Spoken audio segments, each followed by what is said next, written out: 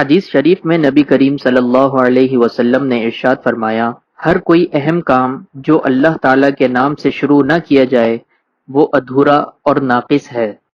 اس حدیث کے ذریعے حضور اقدس صلی اللہ علیہ وسلم نے ہر مسلمان کو یہ تلقین فرمائی کہ اپنی زندگی کا ہر اہم کام اللہ کے نام سے شروع کرے۔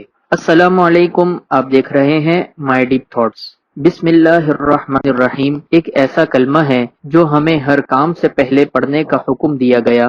صبح بستر سے بیدار ہوتے وقت، غسل خانے میں جاتے وقت، غسل خانے سے نکلتے وقت، کھانا کھانے سے پہلے، پانی پینے سے پہلے، بازار جانے سے پہلے، مسجد میں داخل ہونے سے پہلے، مسجد سے باہر نکلتے وقت، کپڑے پہنتے وقت، گاڑی چلاتے وقت۔ غرض یہ کہ ہر وقت پر ہمیں بسم اللہ کے پڑھنے کا حکم دیا گیا۔ اب یہ بسم اللہ کوئی منتر نہیں جو ہم سے پڑھوایا جا رہا ہے، بلکہ اس کے پیچھے ایک عظیم الشان فلسفہ اور عظیم الشان حقیقت ہے جس کی طرف ہمیں متوجہ کیا جا رہا ہے، اور وہ حقیقت یہ ہے کہ زندگی کا جو بھی کام انسان کر رہا ہے وہ اللہ کی توفیق کے بغیر ممکن نہیں۔ دیکھنے میں چاہے یہ نظر آ رہا ہو کہ جو کام میں کر رہا ہوں وہ میری کوشش اور محنت کا نتیجہ ہے، لیکن اگر انسان گہری نظر سے دیکھے تو اس کو اپنی کوشش اور محنت کا عمل دخل اس میں بہت تھوڑا نظر آئے گا، اور اس کے پیچھے اللہ جل شانہ کا بنایا ہوا عظیم الشان نظام زیادہ نظر آئے گا۔ مثال کے طور پر ایک پانی کا گلاس ہی دیکھ لیجئے کہ جب پانی پیو تو پانی سے پہلے بسم اللہ الرحمن الرحیم پڑھو۔ دیکھنے میں تو یہ نظر آتا ہے کہ پانی پینا معمولی بات ہے۔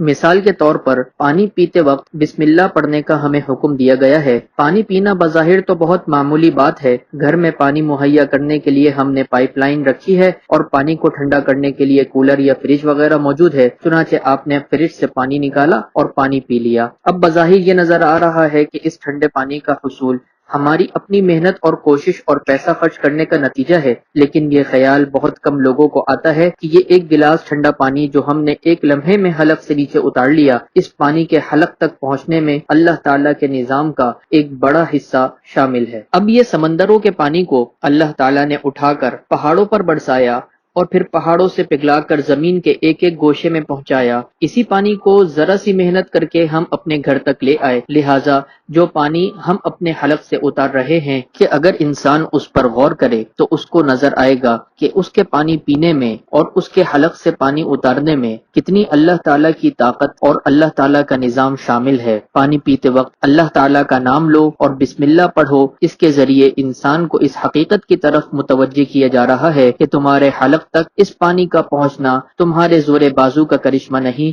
بلکہ اللہ تعالیٰ کا بنایا ہوا نظام ہے جس کے ذریعے انسان اس پانی سے سیراب ہو رہا ہے۔ پھر ہم نے گلاس میں پانی بھرا اور اس کو حلق سے نیچے اتار لیا۔ اب آگے اس کے بارے میں ہمیں نہیں معلوم کہ وہ پانی کہاں جا رہا ہے اور جسم کے کس حصے کو کتنا فائدہ پہنچا رہا ہے، لہٰذا ایک طرف تو انسان کے جسم کے ہر عضو کو پانی کی ضرورت ہے، اس لیے انسان کو پیاس لگتی ہے اور وہ پانی پیتا ہے، اور دوسری طرف یہ بھی ضروری ہے کہ وہ پانی جسم کے اندر ضرورت سے زیادہ نہ ہو جائے، کیونکہ اگر ضرورت سے زیادہ پانی جسم کے اندر جمع ہو جائے تو جسم پر ورم آ جاتا ہے۔ پھر پانی کی وہ حد کیا ہے جو انسان ان پڑھ ہے، جس کو ایک حرف پڑھنا نہیں آتا، وہ کیسے پہچانے کہ کتنا پانی میرے جسم میں آنا چاہیے اور کتنا نہیں ہونا چاہیے؟ اس لیے اللہ تعالیٰ نے ہر انسان کے جسم میں ایک خودکار میٹر نصب کر دیا ہے۔ جس وقت انسان کے جسم کو پانی کی ضرورت ہوتی ہے تو پیاس لگ جاتی ہے اور وہ پانی پی لیتا ہے، اور وہ ضروری چیز جس وقت انسان کے جسم کو پانی کی ضرورت ہوتی ہے تو اس کو پیاس لگ جاتی ہے۔ پیاس کیوں لگ رہی ہے؟ اس کی وجہ یہ نہیں کہ حلق خشک ہے،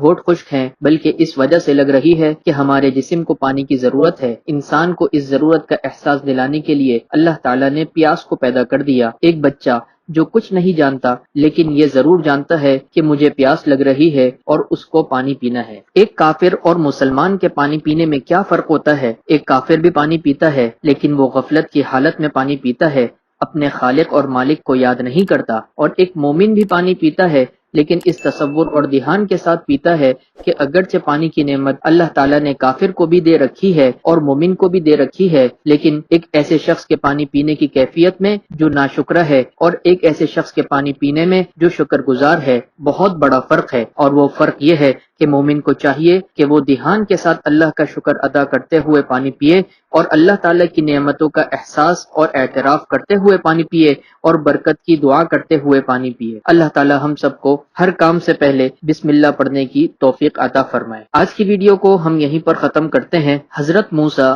اور حضرت آدم علیہ السلام کے درمیان عالم ارواح میں کچھ مکالمہ اور مناظرہ ہوا، جس کے متعلق حضور پاک صلی اللہ علیہ وسلم کی ایک حدیث موجود ہے، جس کو ہم نے اپنی ایک ویڈیو میں ذکر کیا ہے۔ اس کو جا کر ضرور دیکھیے۔ امید کرتے ہیں آپ کو ہماری ویڈیو ہمیشہ کی طرح ضرور پسند آئی ہوگی۔ اگر پسند آئی ہے تو ضرور لائک شیئر کریں اور کامنٹ کر کے بتائیں کہ آپ کو ہمارا کام کیسا لگا، اور اگر آپ نے ابھی تک ہمارے چینل کو سبسکرائب نہیں کیا ہے تو ابھی سبسکرائب کر لیں۔ ملتے ہیں اگلی ویڈیو میں، تب تک کے لیے اللہ حافظ۔